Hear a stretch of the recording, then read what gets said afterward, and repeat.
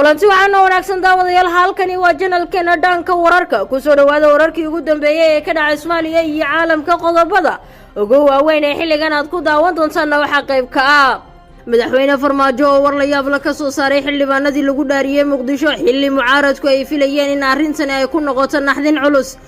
ra'iisul wasaare Roble oo wali xaaladdu ay ku adag tahay Axmed Madoobe oo qayla afka furtay kadib go'aankii ay soo saareen guddiga doorashooyinka ee kuraasta Garbahare looga raray laguna geeyay magaalada Ceelwaaq ee gobolka Gado fursad noocee ah ayaa halkaasi ka heshay Kenya warkeena ayaynu ku falanqayn doonaa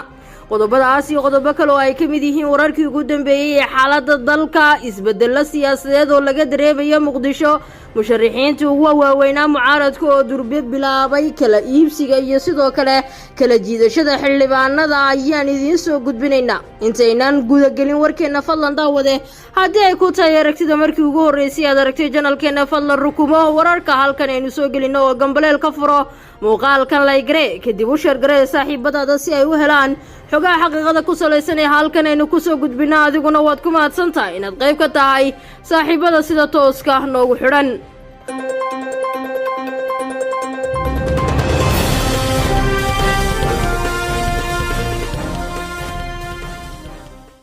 aan ku bilaabay saaxiibayaal sida hordhaca baahinta warkeena aad ku daawanayseen madaxweynaha Soomaaliya Maxamed Cabdullaahi Farmaajo ayaa si la yaab leh waxa uu war aan la filaynin uga soo saaray xildhibaanadii lagu dhaariyay Muqdisho xilli dibadjoog uu ka ahaa dhacdooyinkii cajiibka ahaa ee ka dhacay xarunta Afasiyoone madaxtooyada fila Soomaaliya ayaa mar qora lagu soo daabacay qoraal mucaaradku aysan filaynin kuna noqday nabar ay si weyn uga naxaan kaas oo madaxweyne Maxamed Cabdullaahi Farmaajo uu si toos ah ugu sheegay in uu ku faraxsan yahay dhaarinta tiradii ugu badneed xildhibaanada labada gole ee baarlamaanka 11aad ee Soomaaliya qoraalka laga soo saaray madaxtooyada ayaa lagu cadeeyay in madaxweynaha Soomaaliya Maxamed Cabdullaahi Farmaajo uu si toos ah u soo dhaweynayo mudanayaasha baarlamaanka 11aad ee Soomaaliya isagoo u mahad celinaya baarlamaankii 10aad oo uu tilmaamay inay hayeen kuwa shaqo wanaagsan u soo qabtay danta dalka iyo sidoo kale dadka kuwana laga sugaya qabashada shaqadaasi lamida sida uu sheegay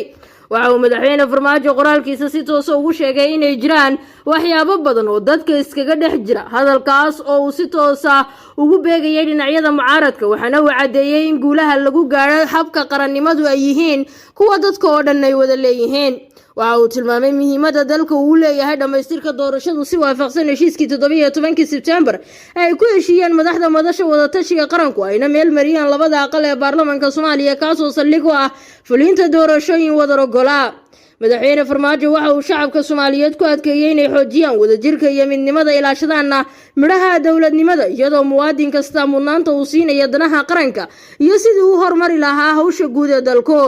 hadalka ka soo yeedhay madaxweyne Maxamed Cabdullaahi Farmaajo ayaa mar qura lama filan waxa uu ku noqday siyaasiyiinta mucaaradka kuwaas oo arkayay in dhacdadii ka dhacday taandhada Afasiyoone ay ahayd mid u quusgaysay rajadii uu lahaa madaxweyne Farmaajo ee la xidhiidhay inuu noqdo hogaamiyaha soo noqon doona ee Soomaaliya isagoo doonaya inuu noqdo madaxweynihii ugu horeeyay ee Soomaaliyeed ee 2 jeer oo isxigta noqday hogaamiyaha Soomaaliya dadka waxa dheer arrimaha siyaasadda ayaa waxa ay sheegeen in talaabada uu qaaday madaxweyne Farmaajo ay tahay mid caalamka iyo guud ahaan bulshada tusinaysa sida markii horeba uu uga bari ahaa isqabqabsiyadii joogtada ahaa ee la xidhiidhay howlaha doorashooyinka waxayna qaar kale ku sifeeyeen in arrintan ay tahay daadiska Moses iyo inuu muujiyo in uu ku qanacsan yahay waxa dhacaya maadaama laga awood badiyay qoraalka madaxtooyada Soomaaliya ay soo saartay boggeeda xiriirka bulshada ee Facebook oo dhaliyay hadal hayn fara badan ayaa qaar ka mid ah dadka aragtiyooda cabirayay waxa ay tilmaamayeen in dulqaadka madaxweyne Maxamed Cabdullaahi Farmaajo uu yahay midkii ugu badnaa ee uu leeyahay hogaamiye soo maray Soomaaliya taasina ay muujinayso sida wax kasta ay u muuqdaan xilligan inkastoo dad badan ay aaminsanayeen in madaxweyne Farmaajo uu ka aamusi doono dhaarinta mudanayaasha haddana go'aanka uu qaatay ay dad badan ku sheegeen inuu yahay mid geesinimo leh kaas oo lalihiisa doorashada u furaya wada cusub isla markaana ka dhigaya shakhsi aan caadifada siyaasaddu kaga dhex jirin howlaha qarannimada Soomaaliya qaybii hore wararkeena ayaad weli daawadad la socotaa haddii aad nagu cusub tahay subscribe noo sar channelka oo gambaleel ka furo markana ra'iisul wasaaraha xukuumadda Soomaaliya Maxamed Xuseen Roble oo markan u maleynayay in uu dareemi doono firaaq siyaasadeed iyo sidoo kale nasiino dheer ayaa waxa wali ku adag xaaladda iyadoo Axmed Madoobe qaylo uu afka furtay kadib dhaarinta munaasabada ahayd ee ka qabsoontay magaalada Muqdisho. Ra'iisul Wasaare Maxamed Xuseen Rooble Durbe waxa afka soo saaray culaysyo siyaasadeed oo hor leh kuwaas oo ay ugu horeeyaan go'aanka laga qaatay kuraasta 16 ah ee yaalay magaalada Garbaharey ee gobolka Gado. Ra'iisul Wasaaraha Xukuumadda Soomaaliya Maxamed Xuseen Rooble ayaa Durbe lagu soo qabtay isbedel siyaasadeed oo hor leh ka gadaal markii baraha bulshada marqura lagu baahiyay muuqaal uu hadda ka hor kaga hadlay xaaladda gobolka Gado iyo sida ay ula muuqato kaas oo uu si cad ugu sheegayay in magaalada Garbaharey ay tahay meel nabdoon oo u qalanta in lagu qabto doorashada 16 kursi ee deegaan doorashadu tahay maamulka Jubbaland. xaaladda ayaa isbedeshay marqura markii madaxweynaha maamulka Jubbaland uu afka furtay isla markaana uu sheegay inuu guuleystay go'aankiisii la xiriiray bedelka magaalada Garbaharey ee xarunta gobolka Gado bedelkeedana uu helay degmada Ceelwaaq ee isla gobolka Gado balse xuduud la leh Kenya taasoo jaanis siinaysa cadowga Soomaaliya ee Kenya kuwaas oo toosh ku raadinaya helida qaar ka mid ah kuraastani. jaaniskan Axmed Madoobe uu helay ayaa Rooble oo aan ka libiqsanahaynin waxa uu si toos ah u soo dhaweeyay isagoo ku marmarsiyoonaya raacidda go'aanka guddida hirgelinta doorashooyinka sidoo kalena cadeynaya in xilligan xasaasiga ay muhiim ahayd qaadashada go'aanka caynkaniya. xaaladda si adkaanaysa ayay dadka reer Gado ku tilmaameen mid Ra'iisul Wasaare Maxamed Xuseen Rooble uga daleeyahay dib u dhac doorashooyinka maadaama si toos ah loo baalmarayo heshiiskii 17 Sebtembar ee u dhaxeeyay golaha wada tashiga qaranka ayna ansixiyeen labada aqal ee baarlamaanka 10aad ee Soomaaliya. xogta uu helay dhanka TV ayaa tilmaamaya inay socdaan dhaqdhaqaaqyadii ugu dambeeyay ee arintani looga hortagayo isla markaana Rooble iyo kooxda kaleba lagu tusinayay inta uu leeyahay qaladka siyaasadeed ee xilligan ay galayaan. ayna dad fara badan aaminsan yihiin in haddii aan laga noqonin dhaqdhaqaaqa imika taagan xaaladuhu ay sii adkaanayaan. hogaamiyaha maamulka Jubbaland Axmed Maxamed Islaam Madoobe oo u muuqday inuu ka faa'iideysanayo jaaniskan ayaa marqura u hadlay qaab aan laga filaynin ka gadaal markii uu tilmaamay inuu horeba u ogaa in dadka reer Gado ay yihiin kuwa aan sameyn karin isku tashiyo siyaasadeed. rajo badan ayaa meesha kaga laabneed qaar ka mid ah musharaxiinta u taagan qabashada xilka madaxweynaha Soomaaliya waxaana ugu horeeyay madaxweyne Maxamed Cabdullaahi Farmaajo oo Garbaharey ay tahay magaalada saxda ah ee deegaan ahaan uu ka soo jeedo mudanayaasha ka imanayana inta ugu badan ay yihiin kuwa isaga ku hayba waxaana 16 kursi qaarkood uu la rabay qaar ka mid ah saaxiibada la shaqeynaya 5 sano ee la soo dhaafay oo ugu horeeyo taliyaha ciidanka lugta xooga dalka Soomaaliyeed. si kasoo yahaataba isbedelka cusub ee dhaca ayaa xaaladda ku sii adkeynaya Rooble waxa uu sidoo kale farxad siinaya Axmed Maxamed Islaam Madoobe inkastoo aan loogeyn sida ay suuragal ku noqon karto in Ceelwaaq doorashadani ay ka dhacdo.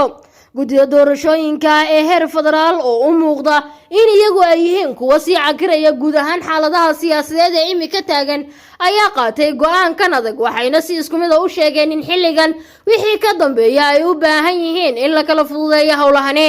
aragti ahaan dadka ku sii kala fogaanaya 16 kursi ayaa waxa ay yihiin hogaamiyaasha sare ee dalka sida madaxweyne Farmaajo, Ra'iisul Wasaare Rooble iyo hogaamiye Axmed Maxamed Islaam Madoobe. inkastoo saddexdan shakhsiba ay yihiin kuwa hore aysan uga dhaxaynin wada shaqayn la taaban karo haddana marka la eego sii kala fogaanshiyaha arintani waxa abuurmaya xiqdi siyaasadeed oo ka fara badan midka imika taagan. guuxa iyo hadalhaynta ugu badan ee suuqa imika ka jirta ayaa ah go'aanka ay qaadan doonto beesha Mareyxaan ee uu ka dhashay madaxweyne Maxamed Cabdullaahi Farmaajo taasoo dad badan ay aaminsan yihiin inay dhici karaan waxyaabo kala duwan. dadka oo darasa siyaasadda gaar ahaan kuwa ka soo jeeda deegaanada maamulka Jubbaland si khaas ah magaalada Garbaharey ayaa waxa ay Durbe tilmaamayaan inay qaadanayaan go'aano xasaasi ah oo ay ku badbaadsanayaan sharafta deegaankooda maadaama magaalada nabdoon laga rarayo doorashada sidoo kalena la geynayo magaalo uu ku badan yahay cadowga Soomaaliya oo looga jeeda Kenya taasoo si toos ah u doonaysa in faragelin togan iyo mid tabanba ay ku yeelato howlahani. lama oga sida uu xalku noqon doono iyo halka natiijada dhabta ah xalkeeda laga gaari doono balse in badan oo bulshada kamid ah ayaa waxa ay aaminsan yihiin in talaabada imika guddida fiid ay qaaday noqon doonto mid qoryaha isugu dhiibta shakhsiyaad kala mashquulsan. agaagada wadayaal guud ahaan halkaas ayaan ku soo afmeeraya war wixii xilligan aan idin haynay haddii ay ku tahay daawashada markii koobaad fadlan subscribe noo saaro gambaleelka furo ku soo biir oo muuqaalka u sheer gareeya saaxiibadaada mahadsanidin.